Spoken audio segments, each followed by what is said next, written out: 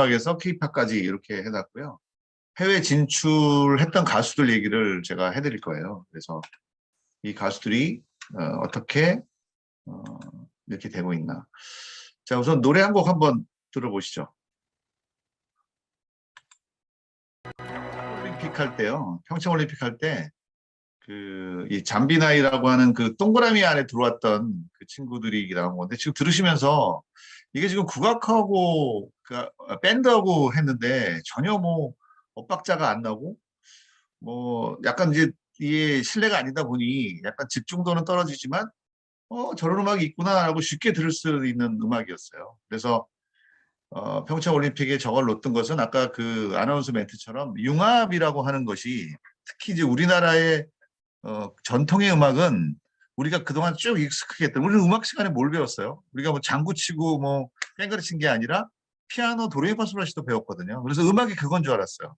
근데 국악도 음악인데 더 중요한 음악이고 우리를 정말 울리는 음악인데 그게 약간 터부시 되었다가 이제 최근 들어서 이제 정말 그 무리로 떠오르고 다른 나라 사람도 좋아하는 그런 음악이 되는 거를 이 기획자가 이제 감안해서 이 잠비나이를 해서 검은고와 밴드를 융합시킨 그런 음악을 이제 평창 올림픽의 그 개막식에 놓쳤습니다. 자, 그렇다면 우리가 흔히 알고 있는 음악, 이제 흔히 이제 서양 음악이라고 하는 그런 음반을 최초로 어쨌든 그전에는 음악을 들으려면 그 연주를 하는 사람을 만나거나, 그죠?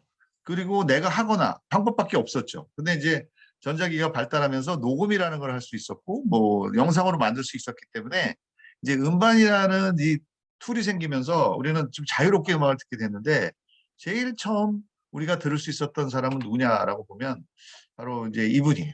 우리가 얘기하는 윤심덕. 예, 그리고 뭐 얘기가 굉장히 분분하죠. 뭐 죽었다 아니면 뭐 이태리에 살고 있다. 그렇지만 어쨌든 그분의 생사 여타를 떠나서 이분이 불렀던 사회찬미라고 하는 노래, 이게 이제 흔히 말하는 이제 우리나라 최초의 음반으로 돈 주고 살 수 있는 그런 음반이었죠.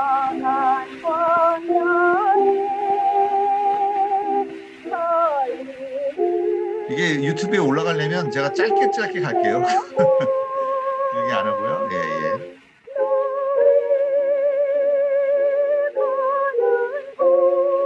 이것도 뭐 본인의 작곡가라기보다는 이제 그 당시에 이제 소련, 러시아의 음악을 갖다가 이제 거기다 가사만 바꿔서 불렀던 그런 노래였죠. 자, 이제 30년대 일제강점기부터 50년대를 쭉 그때 이제 불렀던 많은 가수들이 있는데 35년도에 이제 우리 너무나 잘 알고 있는 이난영이라고 하는 정말 불세출의 가수가 나타납니다. 그때의 노래를 하는 사람들은 이제 악극단이라고 해서 그 뭐 연극도 하고 노래도 하고 연주도 하고 종합 패키지로 이제 연주를 했었는데 그 중에서도 그 당시에 한번 생각해 보세요. 1935년에 음반은 이게 사서 그냥 들을 수 있는 게 아니라 그 음반을 돌릴 수 있는 축음기가 있어야 되잖아요. 그 축음기가 과연 몇 대가 있었을까요? 뭐 우리 구경도 못했을 텐데 자그마치 5만 장이 팔렸어요. 그러니까 그거는 우리나라 사람뿐만이 아니라 일본 사람도 굉장히 샀다는 거를 증명하죠. 우리 잊을 수 없는 노래 바로 이 노래죠.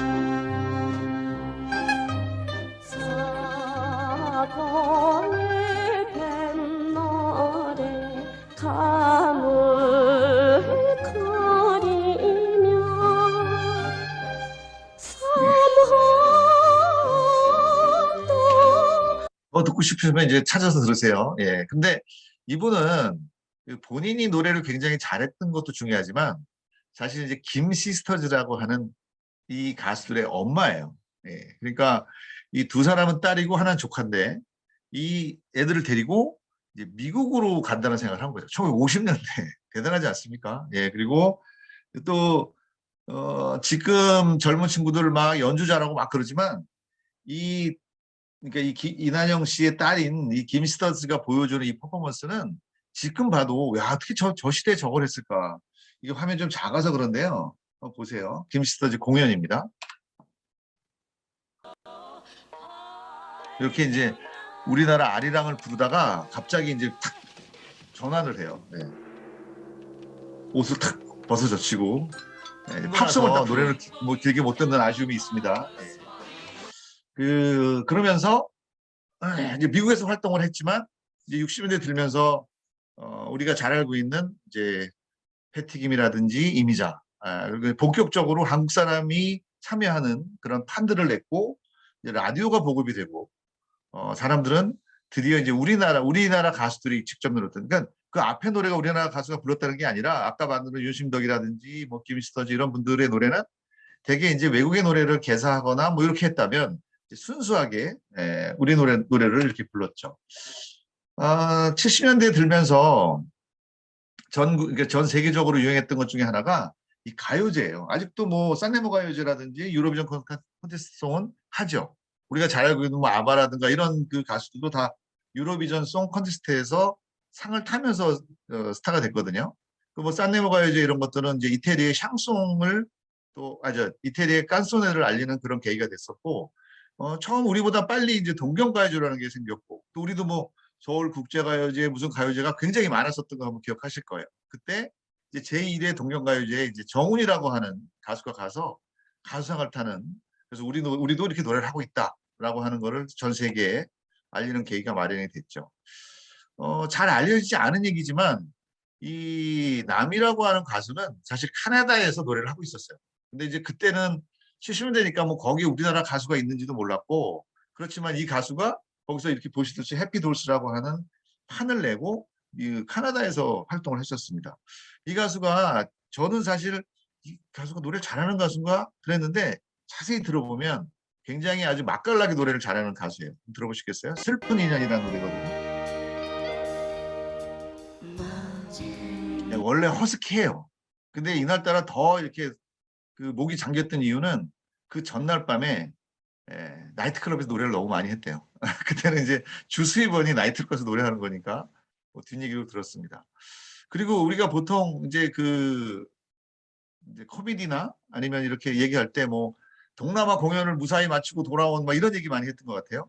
실제로 그랬습니다. 실제로 그 당시에 필리핀이나 동남아에 가서 노래했던 밴드들이 있어요. 그중에 유명했던 밴드 중에 한 명이 와일드캣이라는 거. 마음 약해서 잡지 못했나 그걸 불렀던 그분들이 실제로 이제 동남아를 나가서 그러니까 우리 시장보다 그쪽이 훨씬 좋았으니까 그쪽 가서 노래를 했었고 이제 유럽에 가서 성공했던 뭐 아리랑 스로즈라고 했었죠. 그러다가 이제 88 올림픽 하면서 해는 이제 손에 손잡고를 부르는 바람에 더 유명해졌던 이제 코리아나라고 하는 가수가 있죠. 잊을 수 없는 노래. 올림픽은 뭐 아시다시피 너무 많은 나라에 우리나라를 알리는 일이었고 우리가 이제는 살 만큼 되었다라고 하는 걸 자랑하는 그런 계기가 되었어요. 뭐 잘 알다시피 뭐 동경도 그랬고 미넨 올림픽도 그랬고 그 올림픽은 단순한 스포츠 회전을 떠나서 그 어떤 나라의 위상을 높이고 세계에 자기 나라를 알리는 아주 중요한 그런 이벤트였었죠. 자, 이제 88 올림픽이 끝나면서 이때부터는 이제 제가 더 얘기할 게 많이 있습니다. 왜냐하면 그때는 아주 또 의욕적으로 노래를 들을 때니까 우리는 조용필을 빼놓을 수가 없어요. 단순하게 우리나라뿐만 아니라 일본에서도 유명한 세를 때였던 조용필이라는 가수가 있었고 또 실제로 이제 김연자랑 요즘에 뭐 그 아모르 파티라는 노래를 불렀던 이분은 일본에서 굉장히 유명세를 탔습니다. 보통 이제 남진 나훈아로 대변되는 이제 70년대 스타들 중에 특히 이제 나훈아는 일본 쪽에서 계속해서 러브콜이 왔죠. 그리고 그때 이제 새롭게 나타났던 음악 사주 중에 하나가 이제 아이돌이라는 말을 하기 시작합니다. 우리는 이제 서태지와 아이돌, 제가 제 기억으로 그때 MBC에서 처음 그 서태지를 보게 되었는데 이 서태지라는 가수는 이런 댄스 가수는 아니었어요. 베이시스트였고요. 하드록 밴드를 하는 친구였는데 세상이 바뀐다는 거를 빨리 알고 나서 우리가 지금 얘기한 이제 랩 같은 것들을 거기에 접목하면서 랩과 댄스, 예, 어쩌면 지금 우리가 BTS와 봐도 크게 다르지 않는. 근데 이게 90년대 초반이라는 사실이 이제 엄청난 거죠. 그들은 우리나라의 어떤 대중음악, 대한민국의 음악을 이렇게 확 바꿔놨습니다. 그리고 그 전까지 여가수라는 것은 그 가수계에서도 뭐 지금은 뭐 말도 안 되는 소리지만 남자 가수가 우선이고 보통 이제 남녀 가수 뭐 그랬었는데 이제 김한선이라든지 강수지 이런 여가수들의 또 이 도약이 좀 있었고요. 특히 이 밴드들도 우리가 얘기하는 흔히 말하는 기타 치고 드럼 치는 그런 밴드 말고 이런 이제 뭐 듀엣이라든지 H.O.T 같은 이런 사람들이 나오는데 특히 이제 클로는 이제 일본을 넘어서서 이제 대만이라는 곳까지 우리나라를 알리는 그런 역할을 했었습니다. 그때 했던 노래가 바로 사리 샤바라라고 하는 노래였습니다.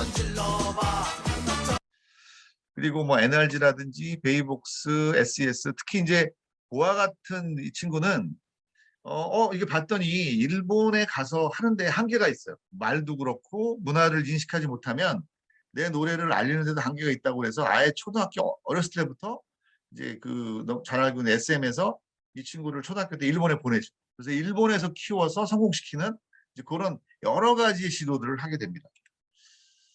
자, 그러면 우리가 흔히 하는 이제 TV에 나오는 춤추고 댄스하는 그런 음악 외에는 없었느냐라고 본다면 아직도 우리는 이 하비메탈이라는 노래가 전 세계의 음악 중에서 굉장히 큰 흐름인데도 불구하고 지금도 좀 어려움이 있어요. 그런데 2000년대 중반에는 우리가 이제 블록 신드롬의 신화의 사하라 같은 정말 들어보시면 굉장히 좋은 밴드야. 근데 저변이 넓지 않아서 우리가 몰랐던 그런 가수들도 사실 일본이나 외국에서 하드록을 좋아하는 사람들이 인정해주던 그런 헤비메탈도 있었고요.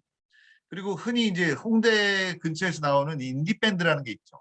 우리가 어떤 이제 독립음악, 그러니까 기존에 있는 소속사나 TV에 나가지 않고도 정말 음악이 좋아하는 사람들이 모여서 하는, 물론 지금은 뭐 크라이넛이나 자우림은 뭐 한국 최고의 밴드에 손을 꼽는 그런 친구들이지만 그때는 이제 인디 밴드라고 하는 그런 장르도 또 우리나라에 있었습니다.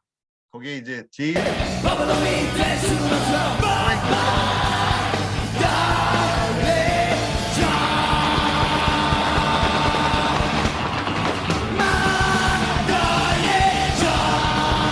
노래방 가면 제가 많이 불렀던 노래입니다. 예, 그리고 이제 이게 돈이 되는구나를 안 사람들이 정말 재능 있고 그리고 돈을 투자해서 알리고 하는 것들에 능숙해지면서 뭐 비라든지 그런 춤 잘 추고 노래 잘하는 이런 가수들을 이제 본격적으로 이제 키워내기 시작했어요. 특히 이제 박진영이라는 그 친구는 이 원더걸스의 성공으로 야, 우리가 여기서만 이렇게 있지 않고 미국을 한번 가보자라고 하면서 이제 빌보드를 목표로 미국을 가죠. 굉장히 고생도 많이 했고 물론 커다란 성과는 보이지 않았지만 적어도 빌보드 100곡에 들어가는 그런 또 성과를 내기도 했습니다. 자, 그러니까 이제 돈도 됐고요. 그리고 그 원더걸스의 걸 봤더니 야, 이제는 우리나라 노래를 이제 그냥 단순하게 일본, 뭐 대만, 중국 이렇게 말고 미국에 본격적으로 하기 위해서 뭘 해야 될까라고 하면서 이제 빅뱅이라든지 슈퍼주니어, 뭐 카나 소녀시대 이런 친구들이 노래를 또 막 하게 되었습니다. 제일 역사적으로 이제 크게 됐던 거는 2010년 전반에 나왔던 싸이라고 하는 가수죠. 싸이는 뭐 군대도 2번 갔다 오고 사실 사회적 무리 또 노래 가사의 문제 이런 것 때문에 많이 있었지만 우리나라 노래를 알리는데 이 싸이의 역할은 굉장히 컸다고 봐요. 이 두 개에 있는 이 동영상은 뭐냐면 파리에서 있었던 에펠탑 앞에서 있었던 파리 공연이에요. 뿐만이 아니라 이 친구가 이제 옥스포드에 가서 가수가 그리고 이제 미국에서 공부를 했기 때문에 또 영어가 능숙하니까 자기 얘기를 마음대로 할 수 있어요. 그러면서 과연 우리나라의 그 학자나 It's kind of funny, but still, 강의한 사람이 we 몇 were 명이나 so 있을까요? serious to 그것을 make that dance. 처음이 아니라 몇 명 중에 한 명이 So 가수였다는 I 사실, released the 이것도 song. 이 문화가 갖고 있는 힘을 보여주는 그런 So 예라고 할 수 me 있겠습니다. 자, 일본과 중국에만 국한되었던 우리나라를 알리는 이 K-팝은 이제 전 세계, 뭐 북미, 남미, 유럽을 통틀어서 너무나 잘 알고 있는 이 BTS라고 하는 이 친구로 이제 종교를 딱 보게 되었습니다. 아미라고 하는 뭐 그게 예전에 아이돌 스타들은 10대나 20대 여성 팬만 있는 줄 알고 있는데 이 아미는 뭐 연령을 초월하는 팬덤을 만들고 그리고 이 친구들이 얘기하는 한마디 한마디는 진짜 백이 역사가 되고 있습니다. 자, 쭉 보셨지만 그 시작이 김시스터즈나 아니면 어렵게 시작했던 뭐 원더걸스나 이런 친구들의 그런 그 시작이 없었다면 과연 방탄소년단이 있었을까? 그리고 수많은 도전이 만들어낸 이런 힘들이죠. 그럼 그 다음에 누가 될 거냐 하면 다시 맨 처음에 보여드렸던 그 이 친구들이에요. 예, 처음 들어보시죠? 예, 카드, 잠비나이, 세이수미 이런 가수들이 우리나라 사람들은 모르는 가수인데요. 예, 외국 사람들은 엄청 좋아합니다. 예, 그러니까 이 친구들이 하는 거는 그냥 단순하게 서양 음악을 우리식으로 만든 게 아니라 우리의 국악 이런 것들을 짬뽕해서 각각의 특징들을 잡아내고 그리고 굉장히 그 좋은 교육들을 받았죠. 외국에서도 받았고 우리나라에서 받으면서 우리나라 사람들의 그 아주 순수한 창작력 그리고 갖고 있는 특별한 탤런트 이런 것들을 한 군데 모아서 보여주니까 그리고 뭐 영어로도 노래하고 한국말로도 노래하는데 그런 것들로 오히려 대중음악 흔히 말하는 대중음악 뭐 BTS나 이런 그룹 말고도 정말 노래를 좋아하는 찐팬들이 좋아하는 이런 가수들이 또 이제 대한민국의 음악을 세계로 알리는데 역할을 할 것이다. 저는 그렇게 생각해 봤습니다. 오늘은 우리나라 이 케이팝이 일제시대 때부터 현재까지 어떻게 변화했는지 뭐 더 많은 가수들이 있지만 최강 항상 여기까지만 하는 걸로 하겠습니다. 고맙습니다.